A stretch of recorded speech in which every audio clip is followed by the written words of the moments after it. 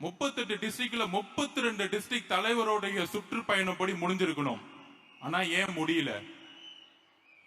தலைவர் எந்த மாவட்டத்துக்கும் போகக்கூடாத ஒரு சூழ்ச்சியை திமுக கரூர்ல உருவாக்குச்சு. அதுதான் திமுகவுடைய சூழ்ச்சி. கரூர் எதனால் ஏற்படுத்தப்பட்டது? திமுகவுடைய முழுக்க முழுக்க சூழ்ச்சி.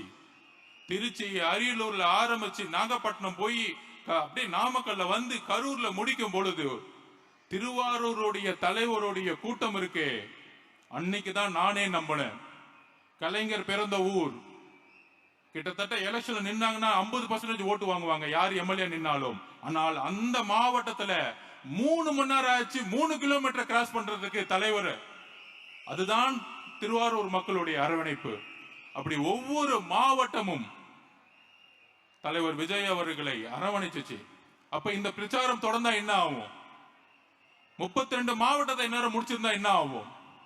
போடு, பிரச்சனையை உருவாக்கு. அதை யாரு ஏற்படுத்தணும்? செந்தில் பாலாஜியை கூப்பிடு, ரவுடிய கூப்பிடு, உருவாக்கு. 3 பேர் சேர்ந்த கூட்டணி. நைட்டே தெரிஞ்சிச்சு பாருங்க. செந்தில் பாலாஜி வேலையை செஞ்ச உடனே மகேஷ் பொய்யாமொழி ஓடி வந்தாரு. மகேஷ் பொய்யாமொழி ஓடி வந்த உடனே காலையில உதயநிதி வந்துட்டாரு. ஏன்?